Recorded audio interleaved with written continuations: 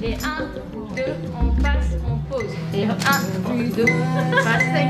Le brain ball, c'est une activité qu'on fait avec des balles ou des coussins ou des ballons et qui permet de mobiliser les deux parties du corps. Par exemple, quand on est enfant et qu'on grimpe dans un arbre ou qu'on marche à quatre pattes, on utilise vraiment cette bilatéralité.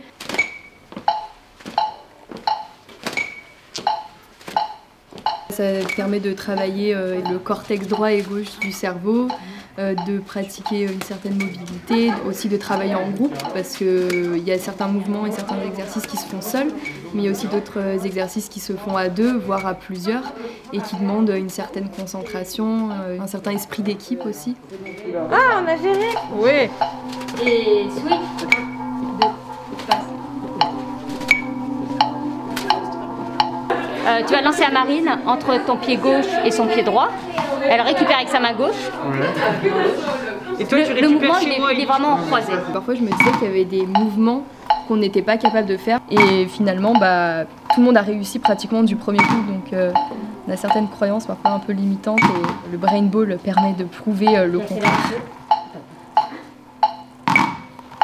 Et switch, arrière. Main gauche, à droite. Oh. On s'entraîne à ça une fois par semaine. Et il y a une semaine, on va commencer un nouvel exercice. Et en fait, on va pas du tout le maîtriser. On va avoir du mal à saisir les balles, à maîtriser le mouvement. Et en fait, la semaine d'après, alors qu'on n'aura pas du tout pratiqué la semaine, et ben le cerveau, il aura été capable d'assimiler tout le mouvement et on va super bien s'en sortir. Arrière, main gauche. Oh, 1, je me suis trompée. 1, 2, 1. Et switch. Quand on fait du brain ball et qu'après on a philo, on est plus détendu, on est plus concentré et plus réceptif. Le brain ball, ça me permet maintenant quand je fais une tâche d'arriver un peu plus à me focus sur ce que je fais plutôt qu'avoir mes pensées et moi-même qui divergent vers n'importe quoi et n'importe où en fait.